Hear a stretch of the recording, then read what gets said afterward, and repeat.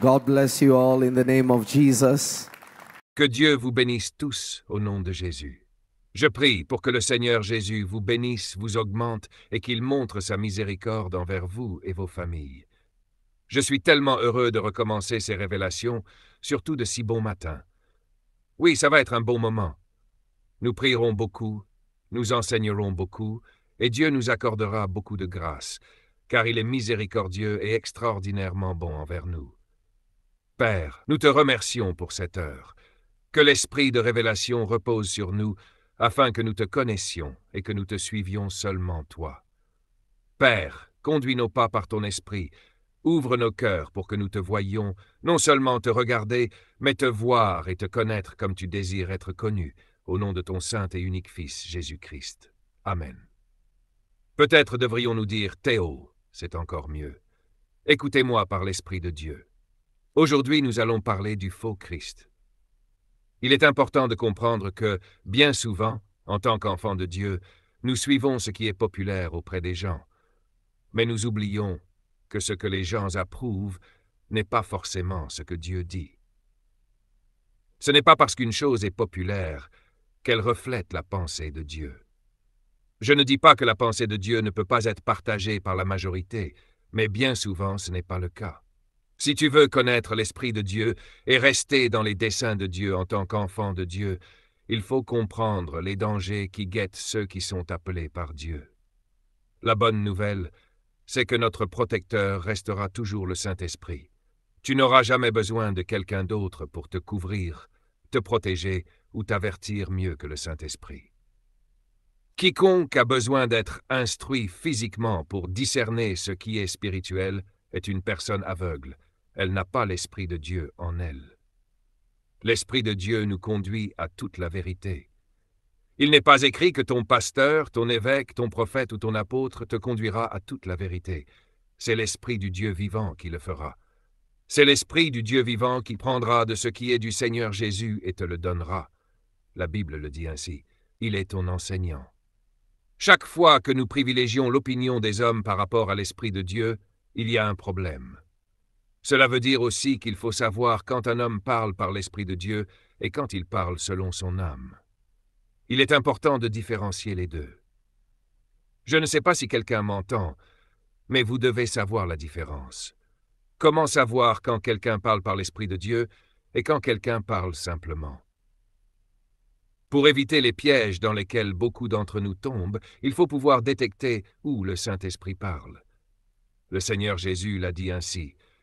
« Je vous donnerai des pasteurs selon mon cœur. » Et il a dit, « Mes brebis entendent ma voix, je les connais et elles me suivent. » Si tu regardes sur la terre maintenant, le Seigneur Jésus n'est plus physiquement présent sur la terre, n'est-ce pas? Je ne vous entends pas bien, vous vous réveillez encore. Le Seigneur Jésus n'est pas physiquement ici, mais il est aussi présent sur la terre parce que nous sommes devenus le corps du Christ. Son esprit habite en nous. Nous sommes membres de son corps. Un corps est inexistant sans un esprit. Est-ce que cela a du sens pour vous? Quand il dit « Je vous donnerai des pasteurs selon mon cœur », cela signifie que ceux qui ont reçu son esprit pour vous instruire sont les voix que vous entendrez. Mais ce n'est pas tant leur voix que sa voix qui parle à travers eux. Quand il dit « Mes brebis entendent ma voix, je les connais et elles me suivent », tout enfant de Dieu doit atteindre ce point. Quand tu regardes ton homme de Dieu ou ta femme de Dieu, indépendamment de leur race ou de leur sexe, cela n'a pas d'importance, tu entendras le Seigneur. Tu le reconnaîtras et tu le suivras. Est-ce que tout le monde m'entend? C'est important de dire cela à cause de notre destination. Regardons la Bible rapidement. Partagez ceci. Pouvez-vous rafraîchir YouTube, s'il vous plaît? Partagez. Dites à quelqu'un que nous sommes en ligne. Partagez et likez la vidéo, cela fera beaucoup de bien. Maintenant, lisez Matthieu chapitre 24, versets 23 à 26. Matthieu 24, 23 à 26. Alors, si quelqu'un vous dit « Le voici, c'est le Christ » ou « Le voilà », n'y croyez pas, car il s'élèvera de faux Christ et de faux prophètes. Matthieu 24, 23 à 24. Remarquez que les gens désignent toujours le faux prophète. Ils ne parlent pas du faux Christ. Jésus mettait l'accent sur l'un plus que sur l'autre. Écoutez bien, Si quelqu'un vous dit « Voici le Christ », il ne parle pas de lui-même. Il faut comprendre ce que signifie « Christ ». Comprenez-vous? Rappelez-vous que le Seigneur Jésus ne parle pas ici de l'Antéchrist. Il parle d'un faux Christ. Il y a une différence entre l'esprit de l'Antéchrist et l'esprit d'un faux Christ. L'esprit de l'Antéchrist ne peut pas diviser l'Église parce que l'esprit de l'Antéchrist s'oppose à tout ce qui est du Seigneur Jésus. Quand vous voyez des lois contre l'Église, c'est l'esprit de l'Antéchrist. Quand on s'oppose à la prière, c'est l'esprit de l'Antéchrist. Quand on veut t'empêcher d'aller à l'Église, c'est l'esprit de l'Antéchrist. Quand on veut t'empêcher de prêcher le péché, de parler du salut, de l'enfer, de la destruction, c'est l'esprit de l'Antéchrist. Cet esprit ne veut pas que le Seigneur Jésus soit embrassé par l'humanité. J'aimerais que quelqu'un m'entende. Beaucoup de gens ne comprennent pas que l'esprit de l'Antéchrist est dangereux. Si vous allez dans de nombreux pays musulmans, l'esprit de l'Antéchrist est là à 100%. Quiconque dit que Jésus n'a pas été crucifié manifeste l'esprit de l'Antéchrist.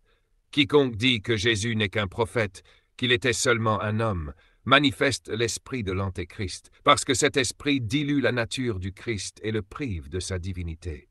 Si Jésus n'est pas divin, alors le christianisme perd sa base. Si Jésus n'est pas mort sur la croix, si aucune résurrection n'a eu lieu, alors il n'y a pas de fondement pour notre foi. Notre foi ne parle pas de réincarnation, on ne devient pas araignée, puis chèvre. Nous croyons à la vie après la mort.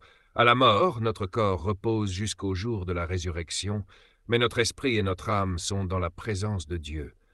L'esprit de l'Antéchrist s'oppose complètement au Seigneur Jésus. Il ne lui accorde aucune divinité avec le Père, ni avec le Saint-Esprit. Il résiste totalement à ce qu'est le Seigneur Jésus. Est-ce que quelqu'un m'entend?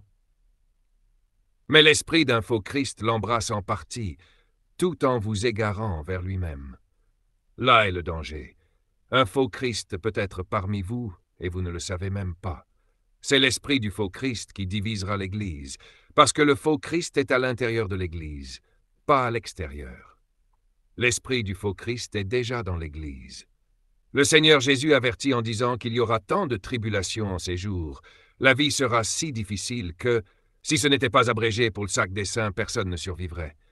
Puis il dit encore, si quelqu'un vous dit, voici le Christ. Pourquoi ne dit-il pas, voici Jésus? S'il dit, il est là, il ne parle pas de lui-même. Que signifie être Christ? Avant d'aller plus loin, regardons cela pour mieux comprendre. Le mot Christ signifie Messie, Sauveur, loin, le libérateur, celui qui est séparé pour accomplir une œuvre donnée par Dieu, pour libérer un peuple particulier. C'est cela, être Christ.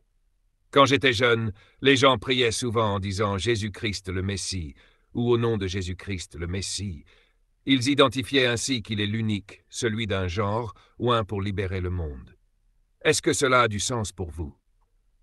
Je vous pose maintenant une question simple. Réfléchissez sérieusement. Tous ceux que Dieu a oints sont venus avec signes, prodiges et miracles. La seule façon de prouver la divinité n'est pas par les paroles. Il doit y avoir des preuves de Dieu. Dans les Écritures, il n'y a aucun homme ou femme de Dieu qui n'ait pas manifesté une forme de divinité d'une certaine manière. Oubliez ces gens qui disent que Jean-Baptiste n'a eu aucun signe. C'est un mensonge complet. Beaucoup de choses ne sont pas enregistrées, mais cela ne veut pas dire qu'elles ne se sont pas produites. Il y a une raison pour laquelle les pharisiens n'opposèrent jamais Jean. Ils avaient peur de lui, pour certaines raisons. Tout Israël savait que Jean était un prophète. Ils savaient que si l'on retraçait sa lignée, Jean provenait de la maison de Lévi. La plupart des prophètes étaient issus de familles sacerdotales, pas tous, mais la majorité. Son père était prêtre, il venait d'une lignée sacerdotale, donc son héritage spirituel pouvait être vérifié. On savait que cet homme avait été appelé par Dieu et approuvé par lui. Il connaissait son père, qui servait dans le temple et qui entrait même dans le Saint des Saints. Tout le monde connaissait la famille de Jean, alors il savait qu'il avait la légitimité nécessaire pour prêcher et baptiser. Personne ne pouvait remettre cela en question. Quand il prêchait, il ne le faisait pas seulement avec audace, mais avec autorité. Cependant, il faut faire attention à ne pas confondre audace et arrogance. Nous avons aujourd'hui beaucoup de gens qui sont impolis, mais pensent être remplis de hardiesse. Être audacieux et être bruyant ne signifie pas que tu as l'Esprit de Dieu en toi pour convaincre les gens de leurs péchés. Tu peux être comme une boîte vide qui fait beaucoup de bruit, mais sans la puissance du Saint-Esprit dans tes paroles pour amener quelqu'un à la repentance. Est-ce que quelqu'un m'entend? Comprend? Écoutez-moi par l'Esprit de Dieu. Tous ceux qui ont été appelés sont venus avec des signes. Mais il y a quelque chose de particulier dans le fait d'être appelé Christ. Être Christ n'est pas un titre que tu te donnes toi-même, c'est ce que tu manifestes, c'est ce que tu montres. Remarquez, Jésus dit, « Si quelqu'un vous dit, le Christ est ici, fuyez. » Oui, fuyez. Il ajoute, « Car il s'élèvera de faux Christ et de faux prophètes. » Pourquoi mentionne-t-il d'abord les faux Christ avant les faux prophètes? L'Église parle souvent des faux prophètes, mais rarement des faux Christ. Pourtant, il y a quelqu'un de plus influent que les prophètes, les Christ et les prophètes. Beaucoup disent, « Il s'élèvera de faux prophètes », mais combien parlent des faux Christ? Si tu regardes les commentaires sous mes publications, il y a toujours 1000 commentaires positifs et 2-3 personnes au profil vide ou étrange qui laissent des messages négatifs. Souvent, leurs pages sont privées, ou bien tu découvres qu'ils ne vivent même pas ce qu'ils prétendent. Parfois, tu vois même des signes de troubles mentaux ou d'influence démoniaque derrière leur comportement. C'est souvent ainsi. La plupart de ceux qui essayent de me critiquer me bloquent ensuite pour que je ne vois pas ce qu'ils publient. Pourquoi ont-ils peur? Moi, je ne me soucie pas de ce qu'ils écrivent, mais pourquoi ressentent-ils le besoin de bloquer? Vous comprenez? Aucun d'eux ne parle des faux Christ. Ils crient seulement « faux prophète » du haut des montagnes. Mais il faut comprendre qu'un prophète ne parle que par l'Esprit du Christ, car l'Esprit du Seigneur Jésus est l'Esprit de prophétie. C'est ce que dit le livre de l'Apocalypse. Donc, un faux prophète doit nécessairement avoir un faux Christ, car un prophète ne peut parler sans Christ. Dans l'Ancien Testament, si vous observez attentivement, tous les prophètes de Baal suivaient une femme appelée Jézabel. Elle dominait tous ceux qui servaient Baal. Quand ces prophètes échouèrent, Jézabel intervint, et Élie prit peur et s'enfuit. Pourquoi la Bible les appelle-t-elle faux prophètes? Il faut d'abord comprendre ce qu'est un faux prophète. Il y a 3 catégories, un wannabe prophète, un prétendu prophète, un faux prophète et un prophète mensonger. Un faux prophète est quelqu'un que Dieu a réellement appelé à prophétiser, mais qui s'est égaré à cause de l'esprit qui agit désormais en lui. Un prophète mensonger, ou faux, est quelqu'un qui prétend être prophète alors qu'il ne l'est pas. Et un faux prophète, au sens biblique, peut encore avoir des dons spirituels, mais il les utilise mal ou sous l'influence d'un autre esprit. Prenons l'exemple de Balaam. C'était un véritable sorcier, un enchanteur. Il a essayé de maudire Israël, mais il n'a pas pu, car Dieu avait béni ce peuple. Il a dit, « Je ne peux pas maudire celui que Dieu a béni. » Quand on lui offrit de l'argent pour prononcer des malédictions, il ne put dire que des bénédictions. Même en étant un faux prophète, Dieu pouvait encore parler à travers lui. Il entendait la voix de Dieu lorsque Dieu voulait lui parler.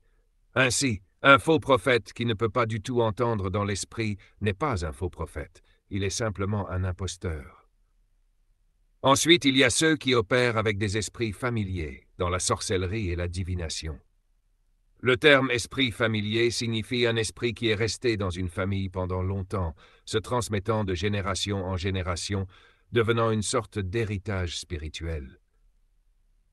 Par exemple, dans certains pays, pas seulement musulmans, comme le Bénin, le Ghana, le Nigeria ou encore au Moyen-Orient, il existe une croyance dans les djinns. Ces esprits ne sont pas imaginaires, les djinns sont réels à 100%. J'ai enseigné cela dans la classe sur les anges. Les djinns sont des esprits, mais pas nécessairement des démons. Quand on parle de démons ou de diables, on parle d'esprits déchus venus d'en haut. Mais il existe aussi des esprits qui appartiennent à la terre. Quand Dieu a créé la terre, il y a placé des entités invisibles, des êtres spirituels qui habitent le monde terrestre. C'est pourquoi la Bible dit que Dieu est le Dieu du visible et de l'invisible.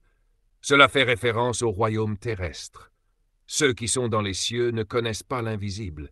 Ils perçoivent simplement d'autres dimensions, selon leur capacité spirituelle et leur position dans la hiérarchie céleste.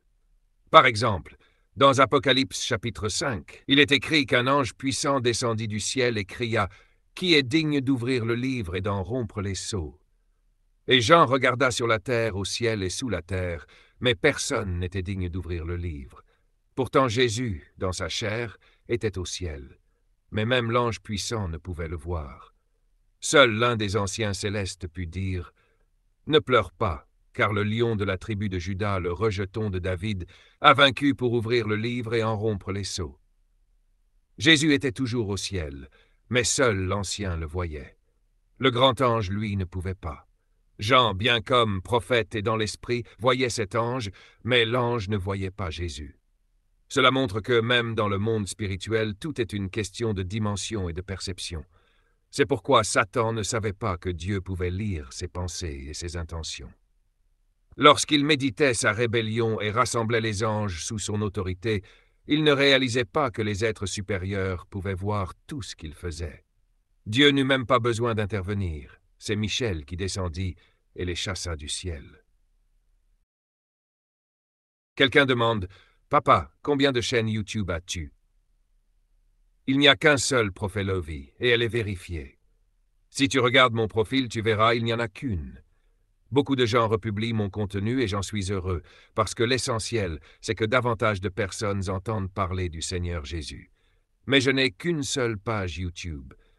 Abonnez-vous, suivez-la et activez les notifications. Écoutez-moi par l'Esprit de Dieu. Écoutez-moi par l'Esprit de Dieu. C'est pour cela qu'un prophète peut ne pas voir certains de tes problèmes, alors qu'un autre en verra davantage, et un autre encore verra plus loin. Tout dépend des anges qui les accompagnent et de la dimension spirituelle où Dieu les a placés. Vous m'entendez? Ce sont des réalités différentes. Revenons à ce que je disais, car je dois bientôt terminer. Je ne veux pas vous retenir trop longtemps. Les djinns sont des esprits du désert. Pourquoi Dieu les a créés, je l'ignore. Dieu crée tout pour une raison. Mais la chute de Satan a corrompu beaucoup de choses sur la terre. Beaucoup de réalités terrestres ont été altérées par cette chute. Ceux qui pratiquent la sorcellerie et la magie capturent les djinns, les liens, les asservissent et les utilisent. Quand vous regardez Aladdin, ce n'est pas exactement la réalité moyen-orientale. Certaines personnes les lient à un anneau, à une chaîne, à une lampe, à quelque chose d'apparemment banal, puis elles les utilisent, pas pour exaucer des vœux comme dans les contes, mais pour accomplir des basses besognes, fournir des aperçus ou aller regarder quelque chose. C'est ainsi que cela fonctionne. Amen. Peut-être que je dévoile trop de choses, mais vous pouvez aller lire là-dessus. C'est vrai. Si vous connaissez l'islam, ils en parlent tout le temps. C'est un fait, pas un mythe. Les djinns existent vraiment à 100%. Il y a beaucoup d'esprits dont vous ignorez l'existence. Allez, laissez-moi insister encore un peu. Écoutez-moi par l'Esprit de Dieu. Les esprits démoniaques vous éloigneront toujours du Seigneur Jésus, mais l'esprit d'un faux Christ vient avec des signes. Écoutez bien, il vient avec les signes que tous ceux qui servent Dieu ont. Cependant, lui-même ne sait pas qu'il est utilisé pour diviser l'Église. Amen. Quand quelqu'un porte l'esprit d'un faux Christ, souviens-toi, un faux prophète est un prophète utilisé de la mauvaise manière. Un faux Christ est une personne ointe qui est maintenant utilisée non pour construire, mais pour détruire au nom du Seigneur. Relisez encore. Il s'élèvera de faux Christ et de faux prophètes, et ils feront de grands signes et prodiges, au point, s'il était possible, de tromper même les élus. Arrêtez-vous ici. Ou allez au verset 25. Regardez, Jésus dit, « Je vous l'ai dit auparavant ». Notez ce qu'il se passe. Il y a deux choses à savoir sur un faux Christ. Un faux Christ dira, « Si je ne t'expose pas le mal, tu seras trompé ». Écoutez ceci. Un faux Christ vous fera croire que si vous ne l'écoutez pas, vous serez trompé. Pourquoi? Parce qu'un faux Christ te pointe vers lui-même comme ta salvation. Il prétend être ceux qui te maintiendront sur le chemin de la justice.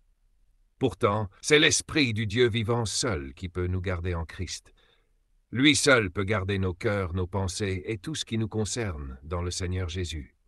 La Bible dit que ceux qui sont conduits par l'Esprit sont fils de Dieu. L'Esprit de Dieu ordonne tes pas quand tu es en Christ. Alors, si quelqu'un te fait croire, si je ne te dis pas cela, tu vas être trompé, demande-toi, ai-je réellement besoin d'une personne pour me dire qui est faux? L'Esprit qui est en toi ne témoigne-t-il pas avec le Saint-Esprit que quelque chose est faux? Tu as la capacité d'aller dans les Écritures et de discerner la tromperie. La tromperie concerne ceux qui sont en dehors du Christ, pas ceux qui sont en Christ.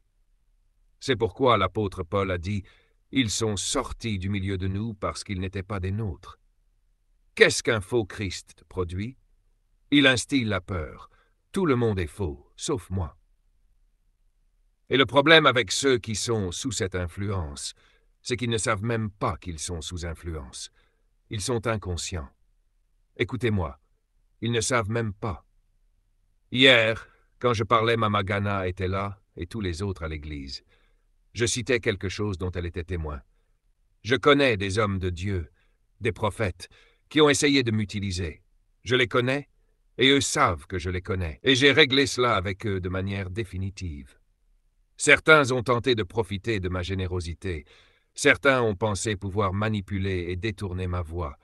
Beaucoup d'entre eux étaient des anciens, mais ils ont cru pouvoir me détourner. Certains m'ont même défié.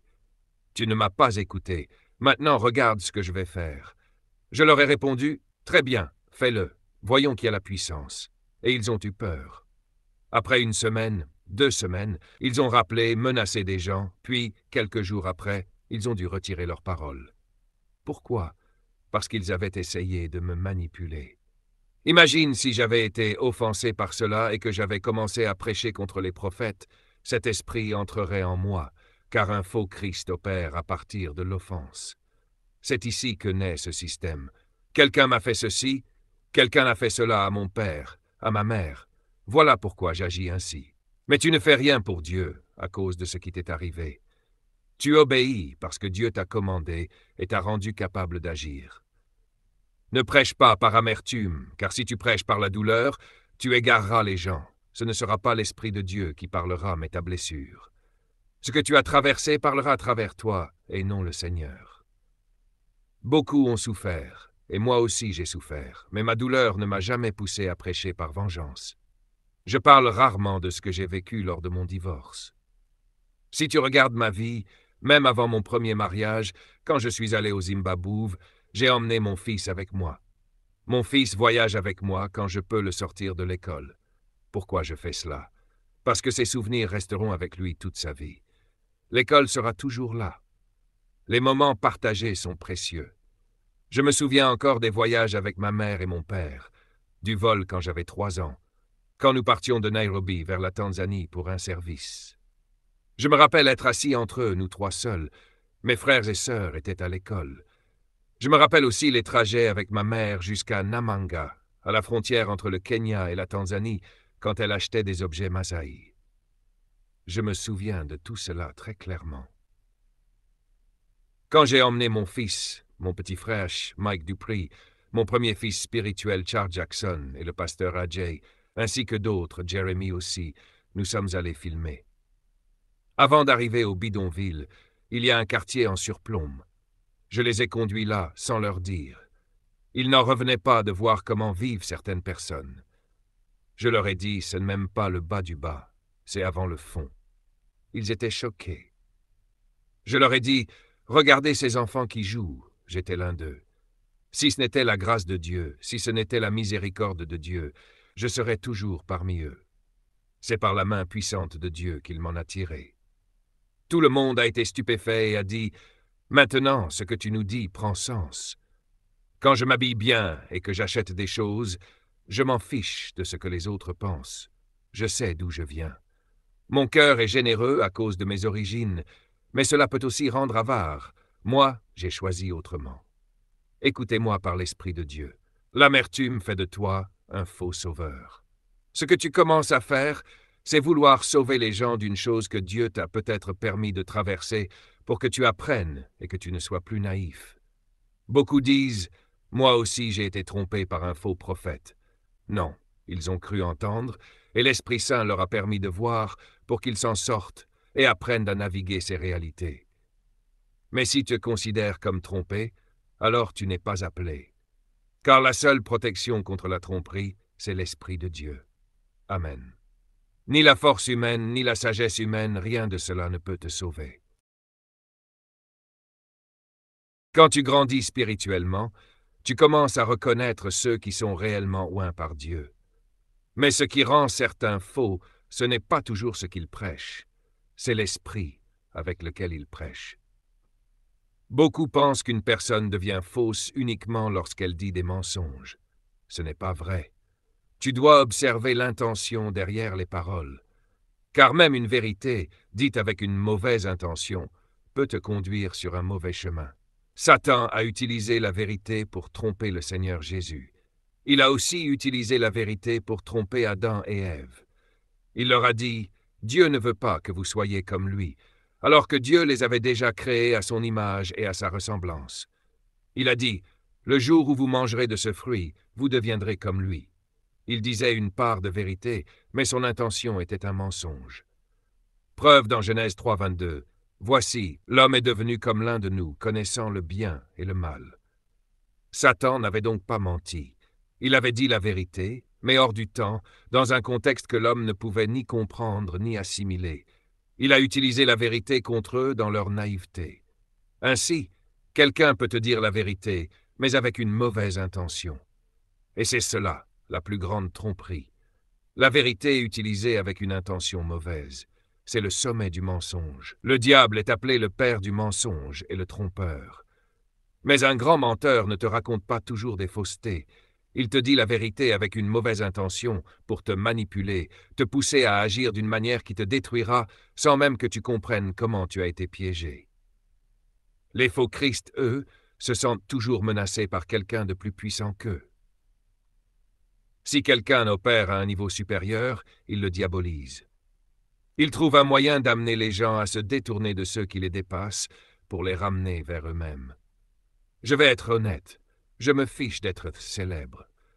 Les gens confondent mon apparence, mon style ou ma manière de faire avec une tentative d'attirer les gens à moi.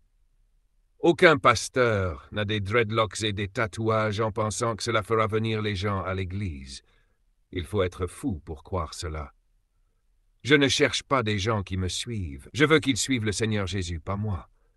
Combien de fois des gens viennent à l'église, désespérés, et Dieu les guérit ou les délivre. Parfois je leur dis, je ne peux pas t'aider, seul Jésus peut t'aider. Par l'Esprit de Dieu, des personnes se sont levées de leur fauteuil roulant, des sourds ont entendu, des cas impossibles ont été transformés. Et je leur rappelle toujours, ne regarde pas à moi, regarde à Jésus. Je ne suis pas ton salut. Je le répète souvent, un jour, je ne serai plus là. Et alors? Celui qui opère avec l'esprit d'un faux Christ, lui, cherche toujours la faute chez ceux qui ne sont pas d'accord avec lui. Mais tout le monde a des défauts. La différence, c'est que moi, je n'ai pas le temps de m'asseoir et de critiquer les enseignements des autres. Je suis trop occupé à accomplir ma mission. Si je voulais, je pourrais trouver des erreurs chez beaucoup, mais cela ne ferait pas d'eux des faux. Se tromper dans un enseignement ou mal s'exprimer ne rend personne faux. Beaucoup de ceux qui m'attaquent ont eux-mêmes été repris à cause de leurs propres paroles. Ils s'accusent entre eux, puis se réconcilient, puis recommencent. C'est leur habitude. Si j'étais comme eux, j'exposerais leurs vidéos. Mais je ne le fais pas, car une erreur ne fait pas d'un serviteur de Dieu un imposteur. Être faux, c'est éloigner les gens du Seigneur Jésus, qui est le seul chemin, la vérité et la vie.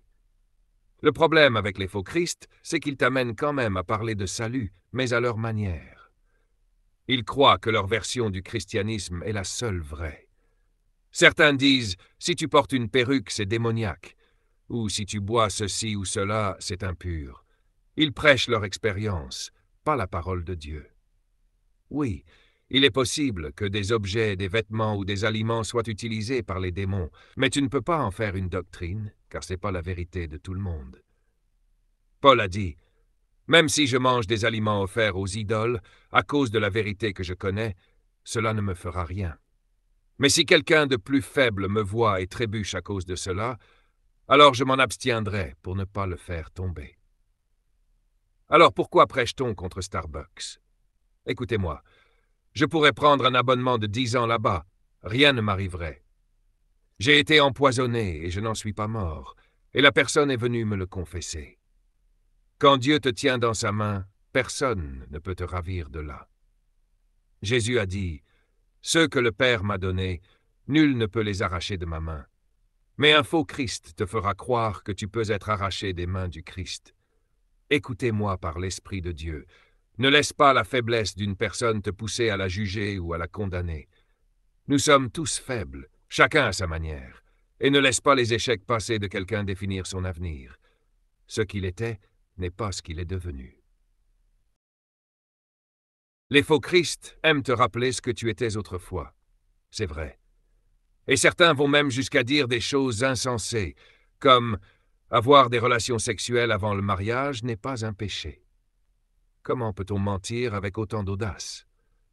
Quand ton cœur est rempli d'amertume, tu ne peux plus voir la vérité. Tu ne peux pas. Pourquoi? Parce que ton désir devient la chute de l'autre. Les faux Christ se réjouissent de voir les autres tomber. Mais si tu as le cœur du Christ, tu ressembles au Seigneur Jésus, qui a restauré Pierre après que celui-ci l'a renié. Les faux Christ veulent t'humilier publiquement, t'obliger à admettre tes torts devant tout le monde. Jésus, lui, veut que tu lui donnes ton cœur en privé. Il travaille en toi et sur toi, dans le secret, puis il te relève publiquement. Ce qui était autrefois une faute devient un témoignage. Regarde d'où Dieu m'a tiré. Regarde qui j'étais et ce qu'il a fait de moi. Beaucoup d'entre vous manquent la bénédiction et la croissance de Dieu parce que vous avez laissé l'amertume vous transformer en faux oint. Jésus a prêché la réconciliation et le pardon. Si un homme se tient devant le peuple et dit « Celui-là n'est même pas chrétien, c'est un sorcier », alors je te pose la question, un sorcier ne peut-il pas être sauvé? Y a-t-il quelqu'un qui soit hors de la portée du Seigneur Jésus? Comprends-tu à quel point il est diabolique de condamner quelqu'un que Dieu n'a pas condamné? L'amertume te poussera à détruire des relations. Tu auras vécu un échec dans ton mariage et tu penseras que tout le monde finira par te trahir. L'amertume te fera croire que personne n'a de bonnes intentions envers toi, que tout le monde veut quelque chose. C'est un poison dangereux, très dangereux. La division ne vient jamais du Christ. Et l'unité ne signifie pas que nous devons tous avoir la même doctrine. Nous sommes unis en Christ, pas dans la doctrine. Nos doctrines peuvent différer, mais notre unité repose sur celui qui nous a sauvés, pas sur la manière dont nous croyons, mais sur celui qui nous a rassemblés. Le véritable unificateur du corps de Christ, ce n'est pas ce que je crois, c'est le Seigneur Jésus qui nous a sauvés. Crois-tu en lui? Crois-tu qu'il est le seul chemin, la vérité et la vie? Crois-tu qu'il nous conduit par son esprit? Crois-tu en ce qu'il a accompli sur la croix? Voilà ce qui compte. Nous ne serons jamais tous d'accord, car nos expériences diffèrent. Par exemple, certains croient qu'il faut se repentir avant d'être délivré. Moi, je ne le crois pas. Je crois que Dieu te délivre d'abord et que ta repentance devient alors authentique. Jésus a délivré des gens qui n'ont jamais confessé leurs fautes. Les apôtres ont chassé des démons sans que les gens se repentent d'abord, et après leur délivrance, ils ont suivi Christ. Est-ce à dire que demander la repentance avant la délivrance est mauvais? Non. Ce n'est pas faux, mais ce n'est pas une règle universelle. Si c'était nécessaire, je ne ferais pas les délivrances de masse que je fais aujourd'hui. Quand je suis allé au Zimbabwe, mon mentor a organisé une croisade dans un stade de 150 000 places. Il espérait que tout le stade serait rempli. Environ 30 000 personnes sont venues, ce qui est déjà immense. Mais dis-moi, comment veux-tu faire se repentir 30 000 personnes avant de prier pour leur délivrance? Tu peux les conduire collectivement dans une prière, oui, mais comment vérifier la sincérité de chacun? Certains disent aussi qu'il faut jeûner pour être délivré. J'y crois, et je jeûne moi-même en ce moment. Mais le jeûne, en soi, ne délivre pas. Il humilie ton âme devant Dieu. Peut-on être délivré dans un moment d'humilité pendant le jeûne? Oui, mais le jeûne n'est pas une méthode de délivrance. Avant de prier, prenez un moment pour offrir à Dieu une offrande spéciale en signe de reconnaissance. Je remercie tous ceux qui soutiennent le ministère, qui partagent les vidéos, qui s'abonnent et qui continuent de propager la parole. Continuez à le faire, afin que plus de personnes puissent entendre la vérité. Maintenant, préparez ce que vous voulez offrir au Seigneur, puis nous allons prier. Allez-y rapidement, s'il vous plaît. Alléluia. Alléluia. Nous allons prier ensemble avant de conclure. Levez la voix et remerciez le Seigneur pour ce qu'il a fait ce matin.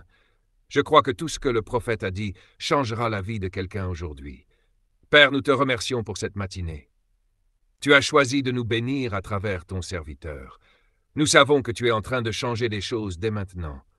Merci pour la connaissance, merci pour les portes que tu as ouvertes, merci pour la grâce qui nous accompagnera chaque jour. Nous croyons, Seigneur, que tu es miséricordieux, fidèle, et que tu nous accordes ta grâce d'une manière unique. Nous croyons qu'à partir de ce matin, nous entrerons dans la destinée que tu as préparée pour nous. Bénis chacun de nous, ceux qui regardent en ligne et ceux qui sont ici présents. Que plus rien ne soit pareil, au nom puissant de Jésus. Amen. Shalom, shalom. Merci à tous d'avoir suivi. N'oubliez pas de liker, de partager, de vous abonner et de continuer à répandre l'Évangile par votre participation. Activez les notifications pour ne manquer aucun enseignement durant l'année. Nous vous aimons. Que Dieu vous bénisse. Cela coûte cher. Mais cela en vaut la peine. Quand je marche à travers la vallée de l'ombre de la mort, je ne crains aucune preuve de la présence du Saint-Esprit dans une vie est la puissance. Votre vie doit être contrôlée par ce qui est bénéfique. Ne pleurons jamais lorsque nous sommes confrontés à des défis. Nous nous tenons debout et regardons le diable droit dans les yeux et disons, quoi que tu fasses, je suis plus que vainqueur.